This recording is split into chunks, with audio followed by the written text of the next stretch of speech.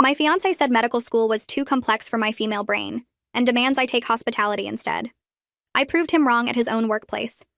Me and Ryan had been together for 4 years and engaged for 6 months when I got accepted into medical school. I'd been working toward this since high school, taking all the right classes, volunteering at hospitals, studying for the MCAT for months, getting letters of recommendation from professors who believed in me. When the acceptance letter came, I was crying happy tears thinking about finally achieving my dream of becoming a doctor. I called Ryan immediately expecting him to be proud of me. Instead, he got quiet and said we needed to talk about this in person. When he came over that night, he sat me down like he was about to deliver bad news. He said medical school wasn't realistic for our future together. He said it was 7 years minimum between school and residency, and that would mean putting our life on hold. I told him we could make it work. Lots of couples did. He shook his head and said those couples didn't last because the woman got too focused on her career and forgot about her family. He actually used the word forgotten like I'd abandoned him the second I put on a white coat. He suggested I look into something more practical, like human resources or maybe hotel management. He said those were good careers for women because they had regular hours and wouldn't be too demanding when we had kids. I thought he was joking at first, but his face was completely serious. He pulled out his phone and showed me statistics about divorce rates for female doctors and how many of them ended up single and childless. He said he didn't want that for me, for us.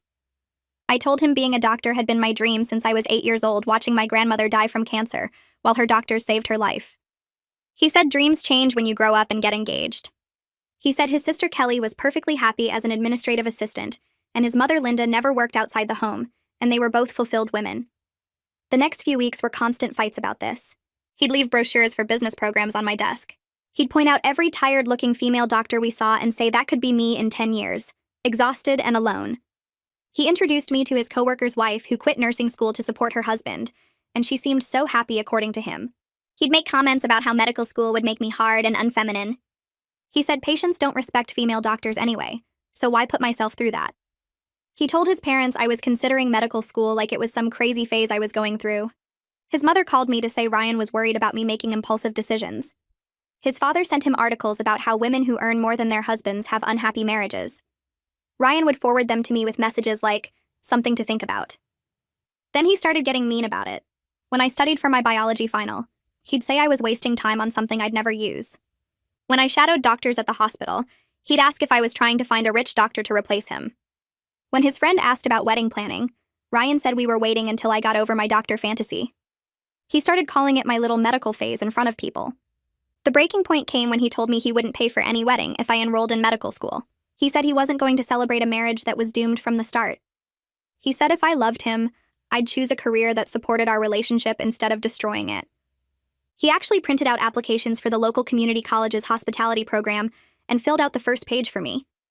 That's when I realized he'd never see me as his equal. So I enrolled in medical school anyway and didn't tell him. I deferred for 1 semester to figure things out. During that time, I got a job at the medical supply company where Ryan worked as a sales manager. He was thrilled, thinking I'd given up on medical school to be closer to him. I let him think that. I became the top performing sales associate in 3 months, because unlike Ryan, I actually understood the medical equipment I was selling.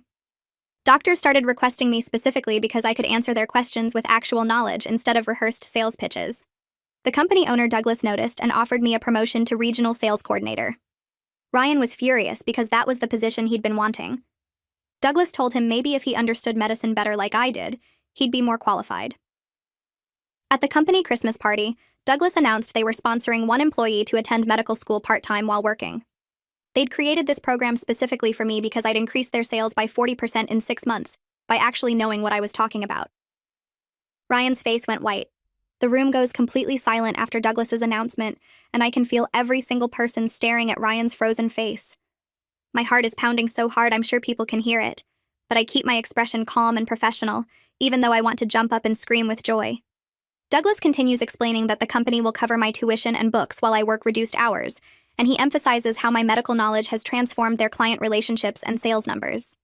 Ryan's coworker nudges him and whispers something, but Ryan just sits there staring at his plate like he's been turned to stone. I watch his jaw clench and unclench as Douglas keeps talking about how I increased sales by 40% in just 6 months by actually understanding the equipment instead of memorizing scripts. The other sales managers are nodding and smiling at me, and I can see some of them shooting looks at Ryan that make it clear they know exactly what this means. After the announcement, Several coworkers come over to congratulate me, shaking my hand and patting my shoulder. I notice Ryan slip out the side door without saying anything to anyone, and I feel a weird mix of satisfaction and relief that I don't have to face him right now. Douglas pulls me aside and says he wants to meet Monday morning to discuss the details of the sponsorship and my new schedule, and his genuine pride in my accomplishments makes me feel valued in a way Ryan never did. He tells me I've set a new standard for the sales team and that other employees are already asking about educational opportunities. I drive home alone that night and the reality of everything hits me all at once. I'm going to medical school. I have a job that respects my abilities. I just watched Ryan's attitude blow up in his face in front of everyone we work with. My hands shake a little on the steering wheel as I pull into my driveway. I call my best friend and tell her everything, and she screams so loud with excitement that I have to hold the phone away from my ear. She keeps saying she knew I could do it, that she knew Ryan was wrong about me. Ryan doesn't come home that night, and I'm honestly relieved because I need time to process everything without him trying to manipulate the situation. I spend the evening looking at my medical school acceptance letter that I've kept hidden in my desk drawer for months, and I finally let myself feel the pure joy I felt the day it arrived. I read it 3 times, touching the paper like it might disappear if I'm not careful. Monday morning, I arrive at work early for my meeting with Douglas, and he has someone from HR there to go over my new contract and schedule. They've worked out a plan where I'll work 3 days a week handling major accounts and training new sales staff, which will cover my salary while leaving time for classes and studying. The HR person explains my benefits will continue, and I'll even get a small raise because of my new training responsibilities. I sign the papers and feel like I'm signing my way into a completely different life. Ryan shows up late to work looking like he didn't sleep, and he avoids making eye contact with me or anyone else. The office atmosphere is awkward because everyone knows what happened at the party, and I can hear people whispering about how he tried to hold me back from medical school. 2 of the younger sales associates stop by my desk to ask questions about the sponsorship program, and I notice Ryan watching from across the room with this dark expression on his face. During lunch, Kelly calls me, and I'm surprised because we've never been particularly close despite her being Ryan's sister. She tells me she heard what happened and that she's proud of me for not letting Ryan talk me out of my dreams. Her voice sounds different from usual, less careful and more honest. She admits she sometimes regrets not finishing her own degree when Ryan's parents pressured her to take the administrative job instead. She says watching me stand up to Ryan made her realize she'd been making excuses for years about why she couldn't go back to school. Ryan finally corners me in the break room that afternoon, and his face is a mixture of anger and embarrassment. He demands to know how long I've been planning this betrayal, his voice low and tight. I calmly tell him I didn't betray anyone. I just stopped letting him make my life decisions for me.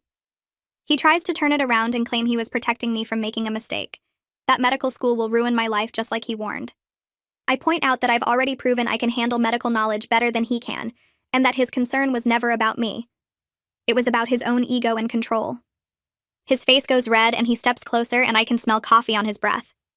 He says I'm being selfish and throwing away our future together for some stupid degree. I tell him the only future we had was one where I made myself smaller so he could feel bigger, and I'm done with that. He steps back when I finish speaking, and his hands clench into fists at his sides. The break room suddenly feels too small, and the fluorescent lights are buzzing too loud, and I can smell the burnt coffee someone left on the burner for too long. He opens his mouth like he's about to yell, but then closes it again and looks around like he's just remembered we're at work where anyone could walk in. His voice drops to an angry whisper, and he tells me we need couples counseling to work through this. He says we can't throw away 4 years together over a career disagreement. I feel something cold settle in my chest because he still doesn't get it. I tell him this isn't about the career. This is about him spending months telling me my brain is too female to handle complex subjects. I tell him that's not something counseling can fix because it's not a communication problem. It's a respect problem. He starts to argue, but I walk past him and go back to my desk and spend the rest of the afternoon responding to client emails while my hands shake slightly on the keyboard. That evening, I drive home and sit in my car in the driveway for 10 minutes before I can make myself go inside. I unlock the door and walk straight to the bedroom closet and pull out the empty boxes I've been storing on the top shelf. I start packing Ryan's things because I realize I can't live with someone who spent months trying to convince me I wasn't smart enough for my own dreams. I fold his shirts and put them in boxes and pack his shoes and his cologne and his collection of sales training books he never actually read. I'm taping up the 3rd box when I hear his key in the lock. He comes home and stops in the bedroom doorway and stares at the boxes stacked against the wall. His face goes pale and then red, and he asks what I'm doing. I tell him I'm packing his things because we're done. For the first time since this whole thing started, he seems to understand that this is actually over. He sits down on the edge of the bed and puts his head in his hands, and I keep packing. The next morning, he tries a different approach. He sits across from me at the kitchen table and his voice is calm and reasonable, and he suddenly claims he's always supported my medical school dreams. He says I'm misremembering his concerns, and that he was just worried about the workload and the stress. I pull out my phone and scroll through my voice memos and find the one I recorded 3 months ago. I hit play, and his own voice fills the kitchen, talking about how female doctors are unfeminine and unhappy, and how patients don't respect women in medicine. His face goes white as he listens to himself, and he can't deny his own words. He moves out that weekend and takes his boxes and his furniture and the coffee maker he bought last year. His parents call me multiple times trying to convince me to reconsider. They say Ryan is devastated and that I'm being cruel. Linda actually has the nerve to say I'm throwing away a good man over pride. I tell her that wanting to use my brain isn't pride, it's self-respect. She hangs up on me. 2 weeks pass in a blur of paperwork and apartment cleaning and preparing for the biggest change of my life. My first day of medical school arrives, and I wake up at 5 in the morning even though my first class isn't until 9. I drive to campus and park in the student lot and walk toward the medical education building with my new backpack and my orientation folder. I walk into the building feeling like I'm finally living the life I was supposed to have all along. The lobby is full of other first-year students who look excited and nervous, and nobody questions whether my female brain can handle the material. I find my assigned classroom and sit in the 3rd row, and a woman next to me introduces herself and asks what specialty I'm interested in. Balancing work and school turns out to be more challenging than I expected, but Douglas has been incredibly supportive. My coworkers step up to help cover accounts when I have exams, and they text me good luck messages before big tests.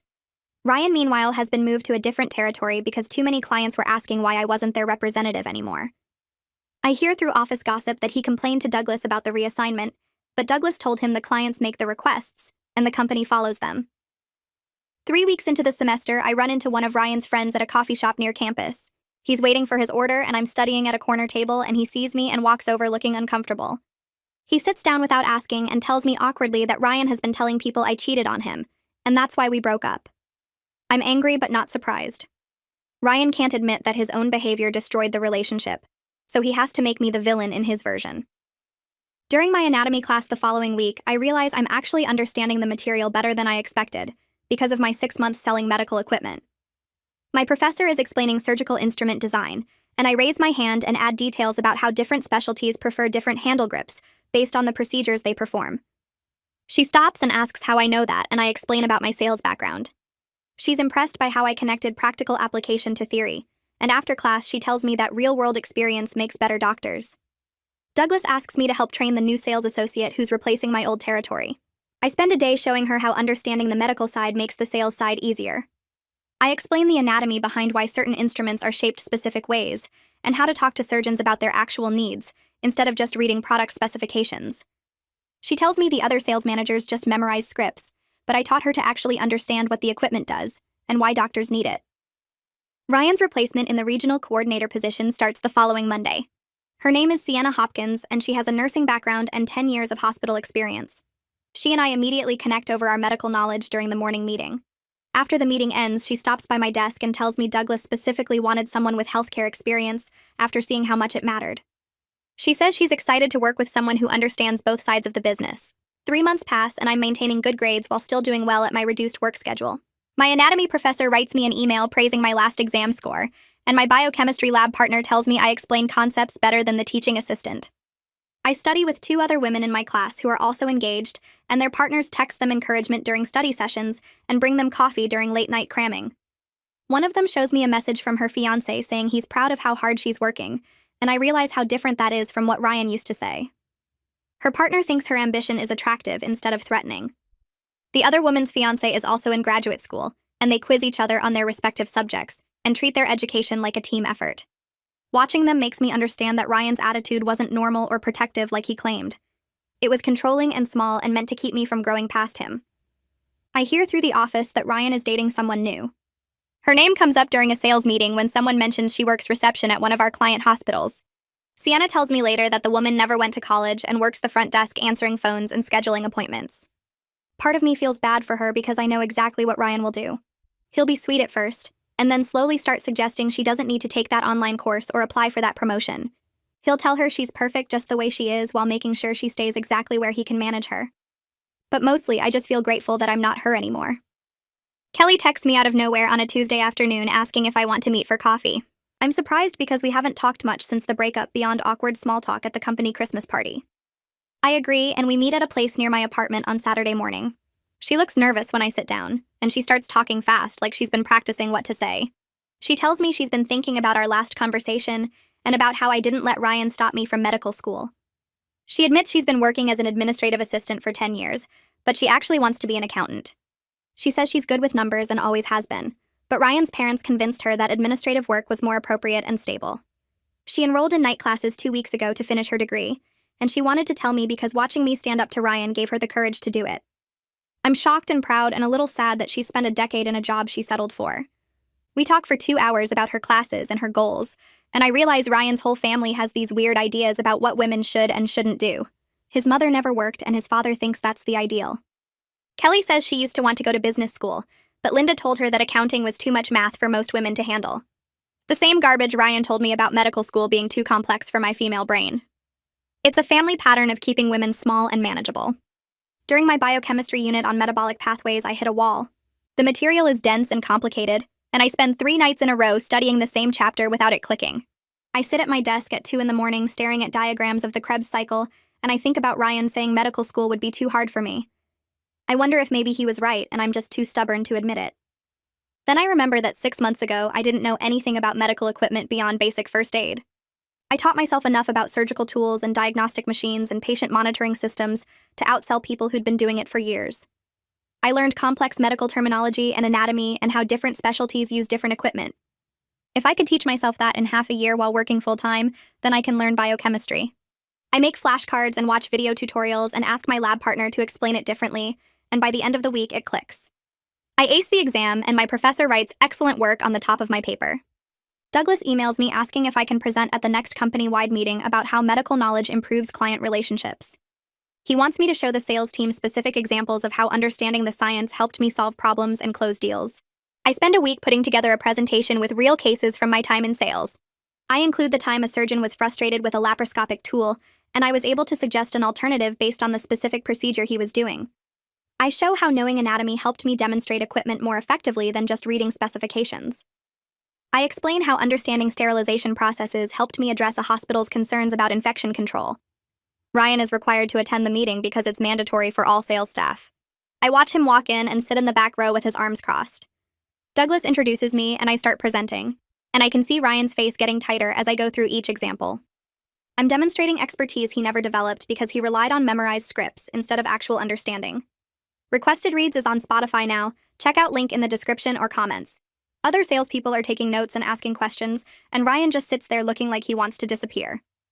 After my presentation, 2 other employees approach Douglas about educational opportunities.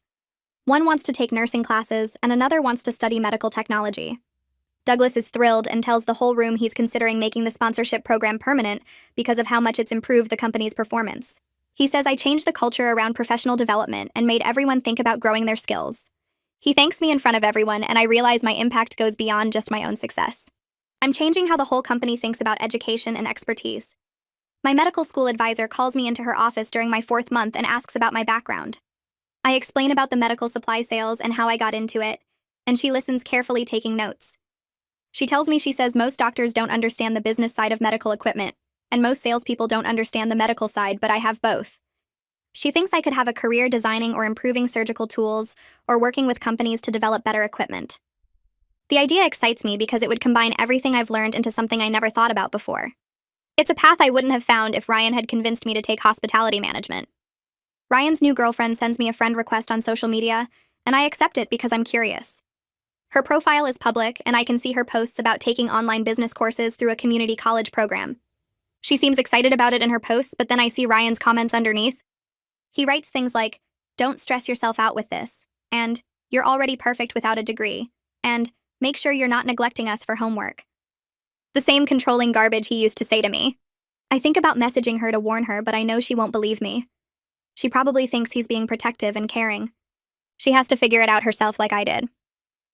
6 months into medical school, I get an email asking if I want to speak at a prospective student event about balancing work and education. They want me to share my experience for people considering medical school while working. I agree and spend the evening talking to a room full of nervous potential students about my journey. I tell them honestly that I almost gave up my dreams because someone convinced me I wasn't capable. I explain about working at the medical supply company and how that knowledge helped me in school. I talk about the challenges of balancing everything and how support from my employer made it possible. After my talk, several young women come up to thank me for sharing my story. One of them pulls me aside and tells me her boyfriend has been saying similar things about her nursing school plans. He keeps telling her it's too hard and she should do something easier, and she was starting to believe him. She says hearing my story reminded her that his doubts are about him, not about her.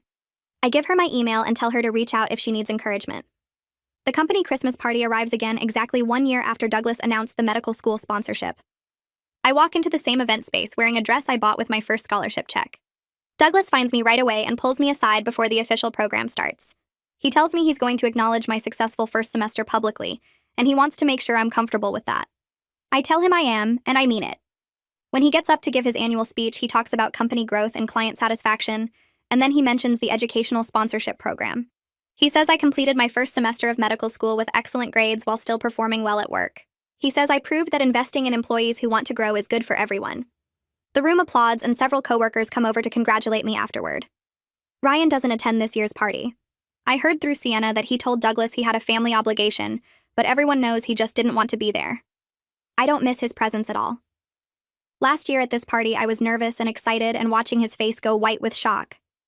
This year, I'm just proud and grateful and looking forward to what comes next. The grades arrive in my student portal 3 weeks after final exams end. I'm sitting at my kitchen table with my laptop open and my hands shake when I click on the link to view my results. The page loads slowly, and then I see them listed one by one. Anatomy and Physiology. A. Medical Terminology. A. Introduction to Clinical Practice. A. Biochemistry. A minus. My overall grade point average puts me on the dean's list for academic excellence. I stare at the screen for a full minute because part of me still can't believe I actually did this. I print out the official certificate that comes with the dean's list recognition, and I take it to the frame shop that same afternoon. The woman behind the counter asks if it's for my daughter, and I tell her no, it's mine, and she congratulates me with genuine excitement.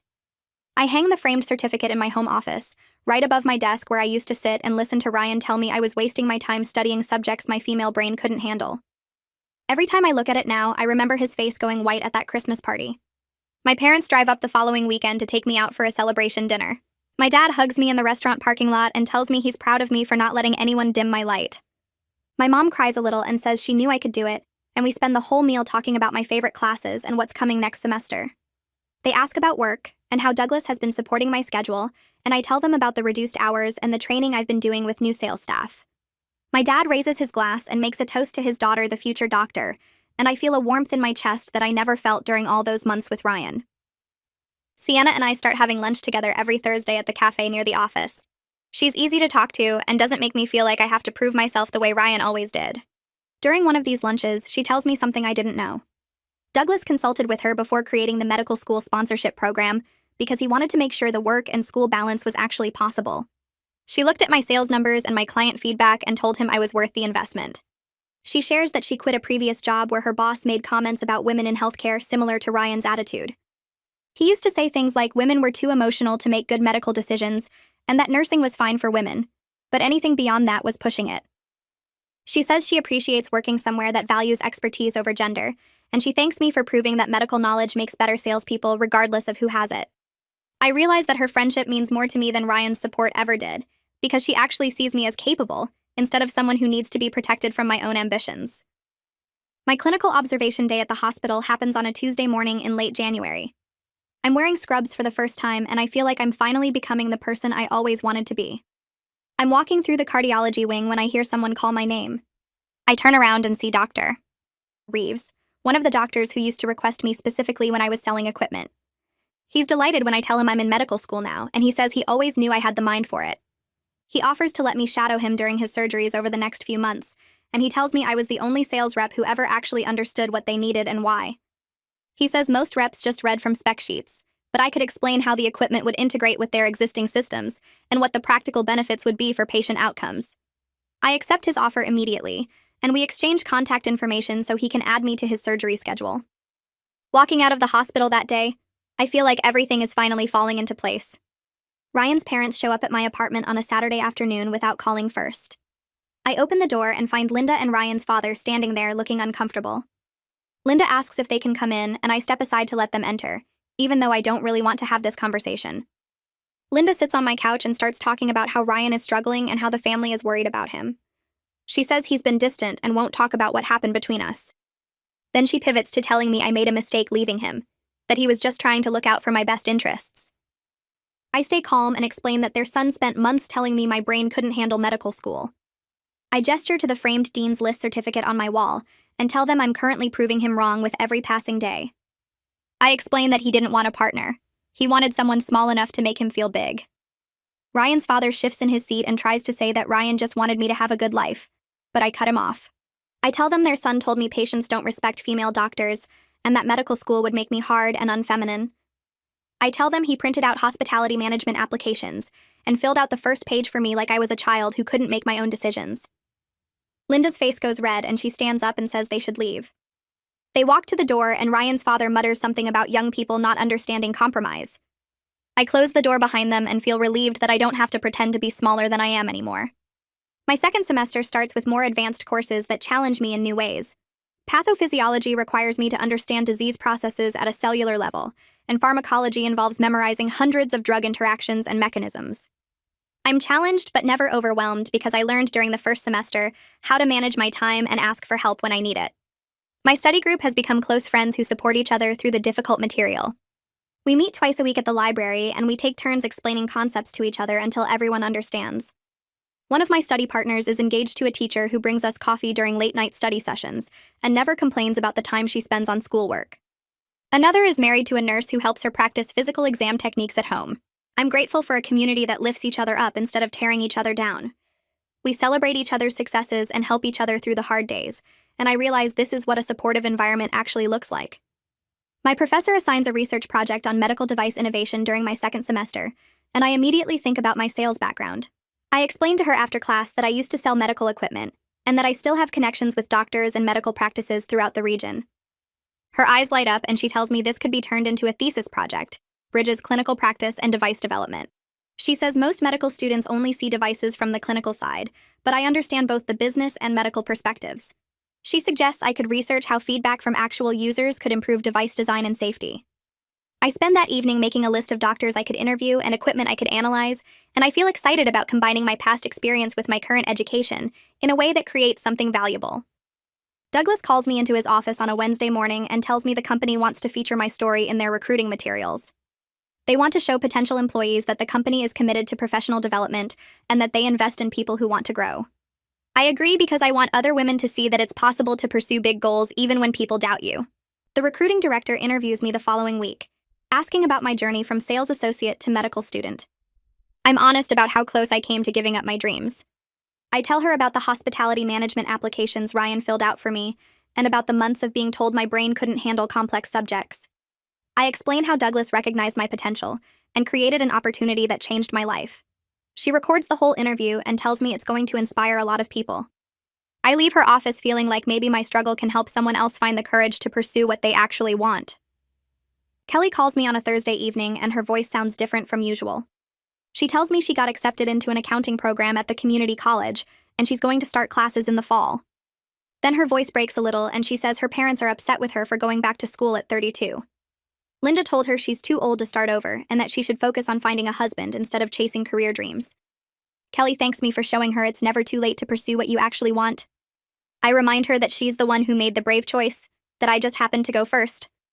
I tell her about my own doubts and fears and how I almost let Ryan convince me to give up.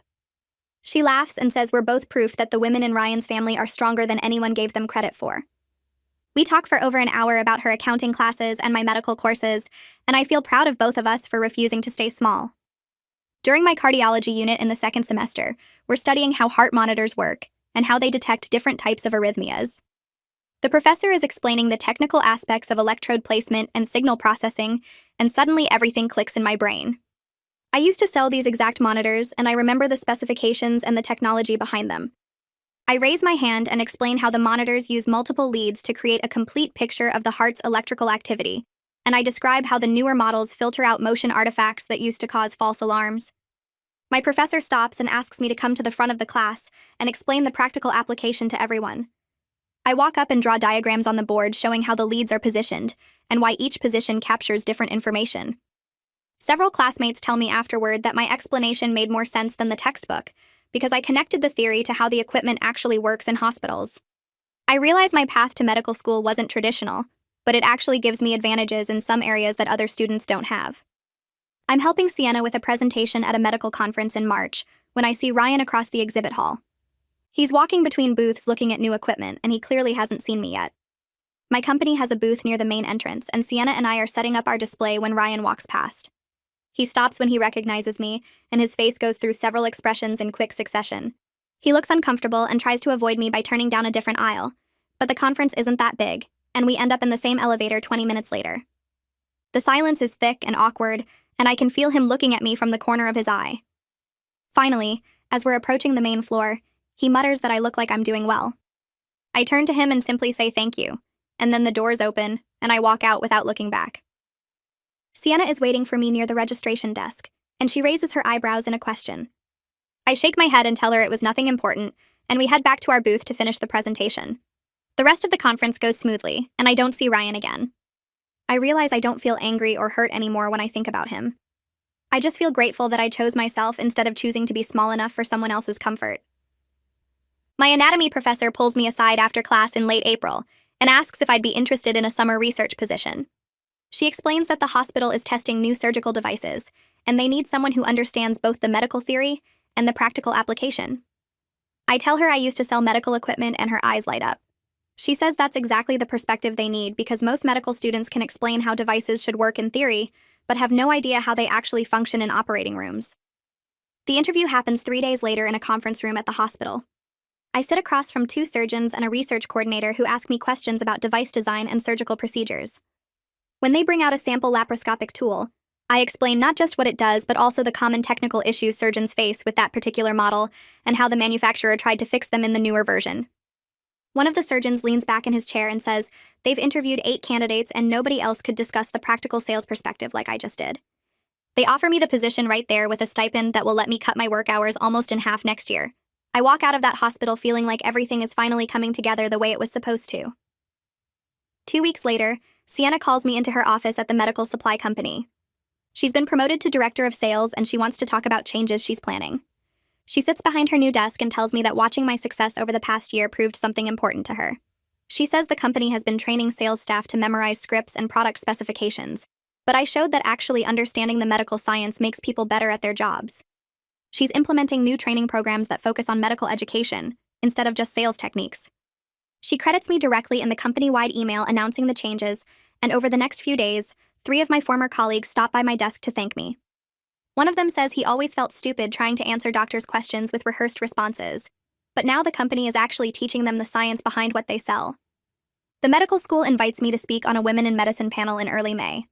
I stand at a podium in front of a packed auditorium and tell my story about almost giving up because someone convinced me my brain couldn't handle the complexity. I talk about the brochures left on my desk and the statistics about divorce rates and the printed application for hospitality management with the first page already filled out. The room is completely silent while I speak. During the question and answer session, a first-year student raises her hand and says her father told her medical school would make her unmarriageable.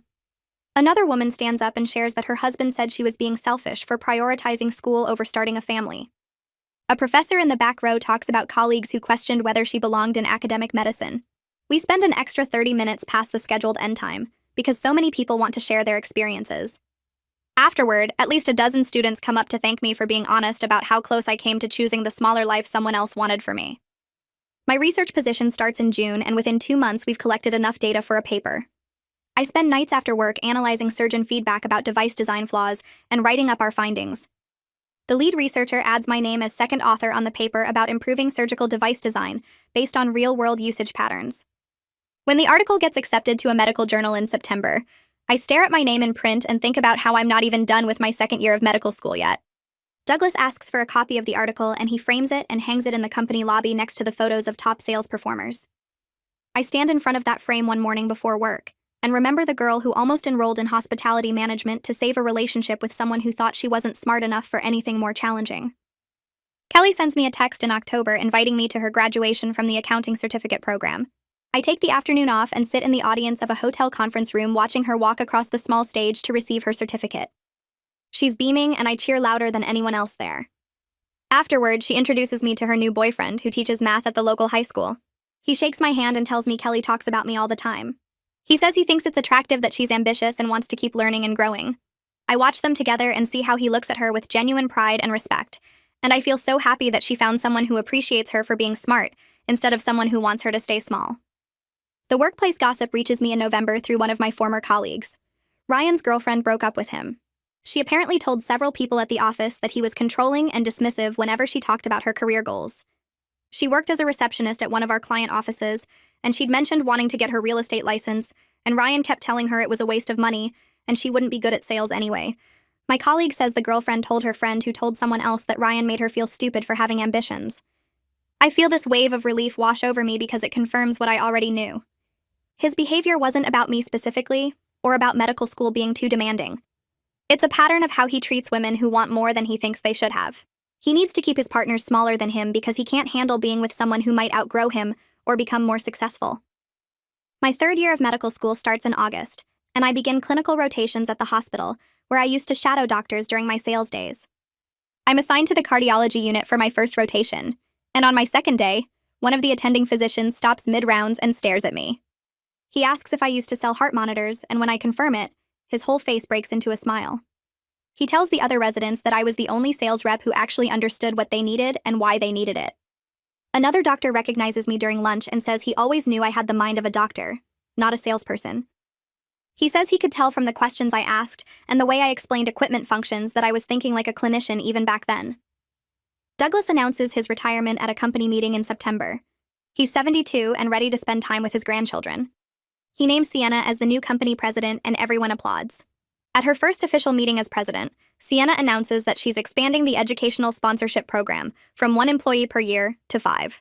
She stands at the front of the conference room and tells everyone that investing in people's growth isn't just good ethics, it's good business. She says I proved that educated employees bring more value to the company and to their clients.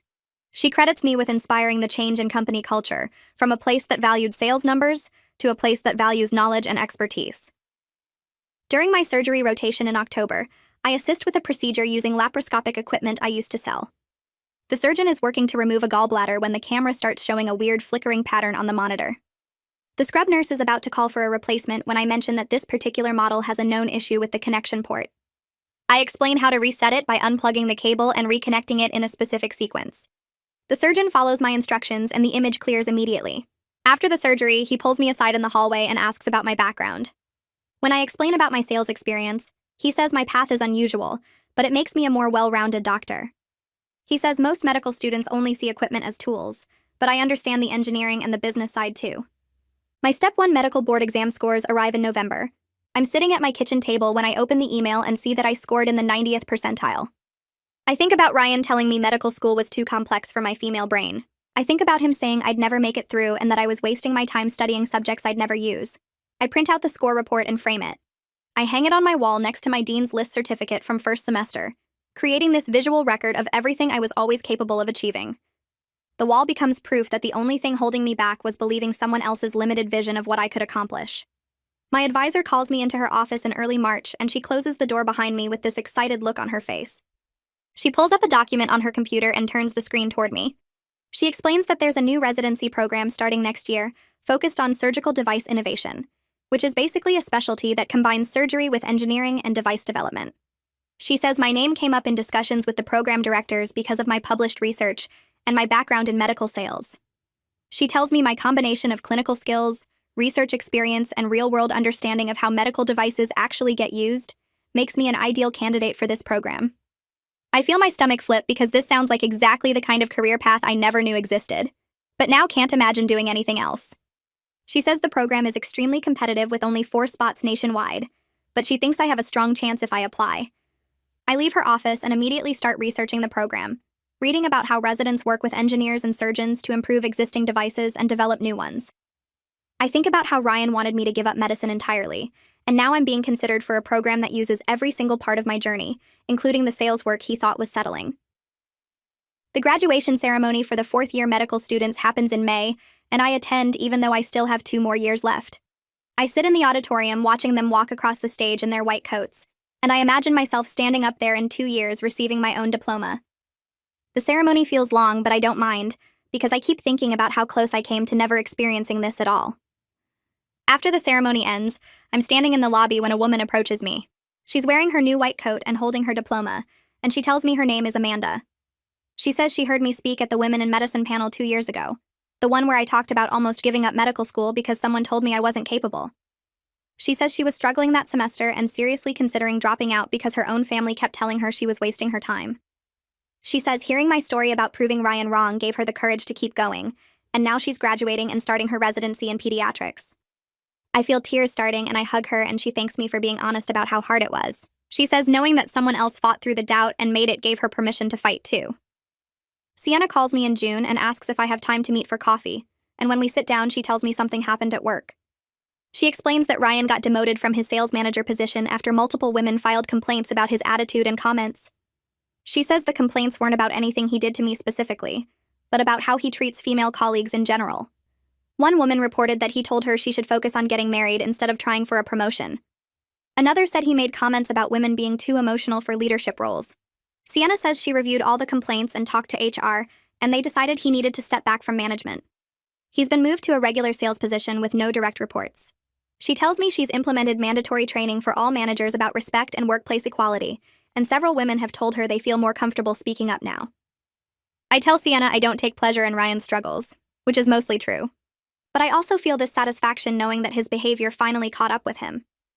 I think about all the times he told me I was being too sensitive or overreacting, and now other women are saying the same things I experienced. Sienna says the company culture has changed significantly since I started, and she credits me with showing them that expertise matters more than gender. My research mentor emails me in July asking me to come to her lab, and when I arrive, she offers me a position for my entire 4th year. She explains that she's received a grant to study medical device safety based on real-world usage data, which is exactly the kind of work I've been doing in my research.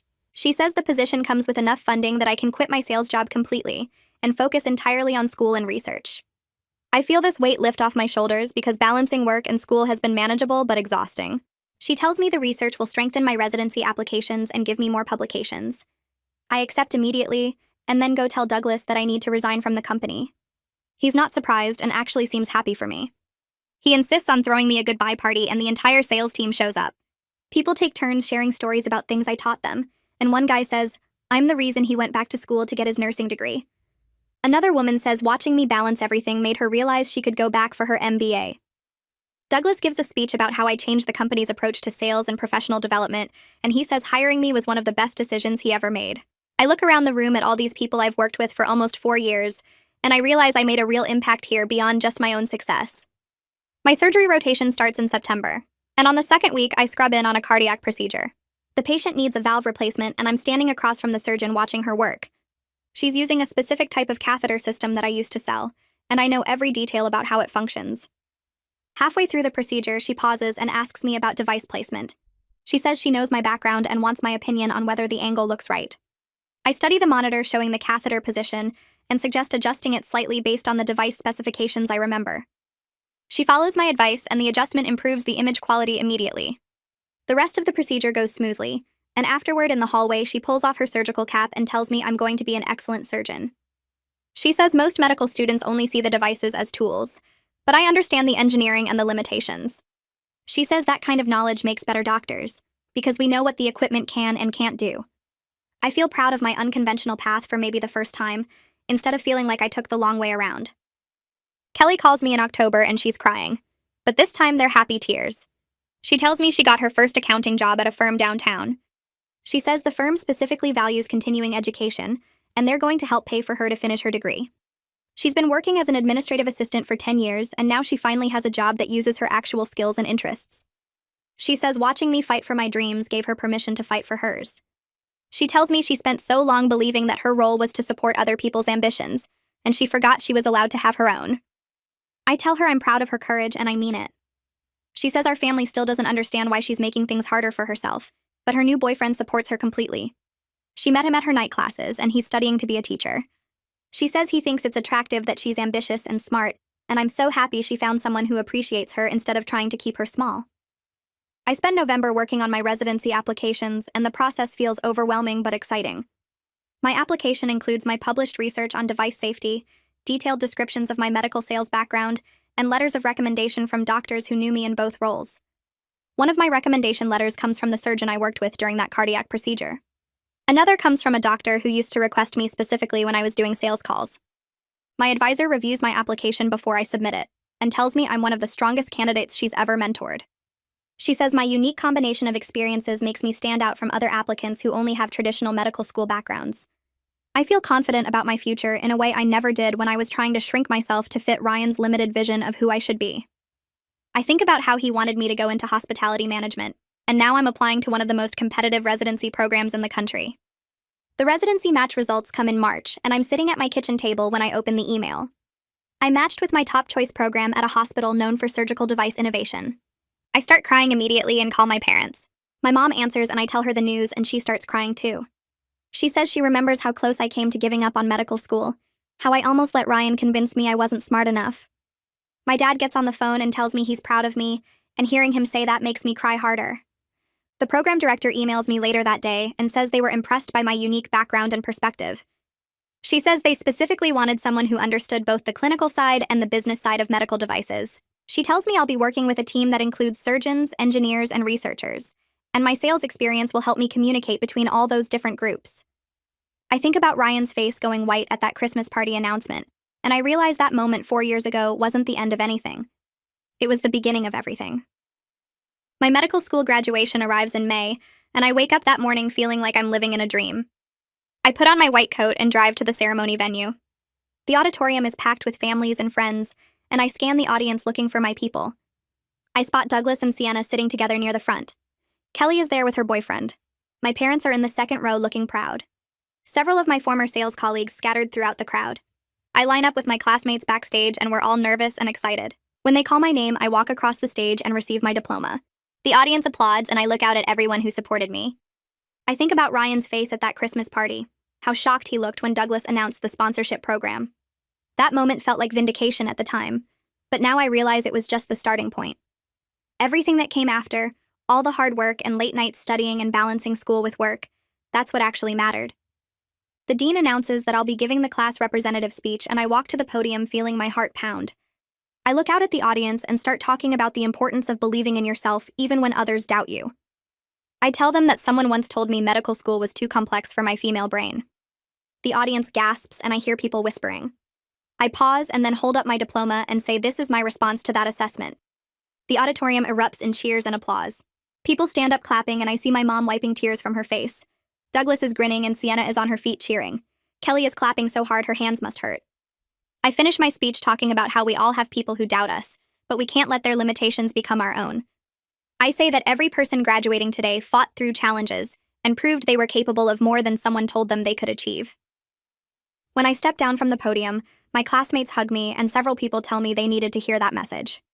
I realize my story isn't just about proving Ryan wrong anymore. It's about proving to myself that I was always capable of exactly what I set out to do. I walk into the hospital on my first day of residency, and the surgical device innovation department feels different from the other floors. The walls are covered with blueprints and prototype sketches, and there's a lab space where residents can test equipment modifications. My attending physician, Dr. Reeves, meets me in her office and tells me she requested me specifically for her service. She says my published research on improving surgical device design caught her attention, and my combination of sales experience and clinical training makes me exactly what their program needs. She hands me my schedule and explains I'll be splitting time between surgeries, research projects, and consulting with device manufacturers. I feel this rush of pride thinking about how every choice I made led to this moment.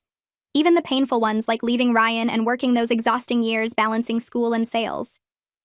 Dr. Reeves shows me to my desk in the residence area and introduces me to the team, and everyone is friendly and excited to have someone who understands both the medical side and the business side of their work. My phone buzzes during lunch, and it's a text from Kelly with a photo attached. She's standing in front of an office door with her name on it and the title Junior Accountant underneath. Her message says we both made it to where we were supposed to be all along, and she's proud of us for not letting anyone convince us we weren't capable. I save the photo, and later that week I get it printed and framed and hang it next to my medical school diploma on my apartment wall. Looking at both frames together makes me think about how our successes feel connected, because we both learned the same lesson about not accepting other people's limitations as our own. 6 months pass, and I'm thriving in ways I never imagined possible. I'm contributing to research that will change surgical outcomes for thousands of patients, and I'm developing modifications to devices that surgeons actually want to use. I think about the version of myself who almost enrolled in hospitality management to save a relationship with someone who thought my brain was too female for complex subjects.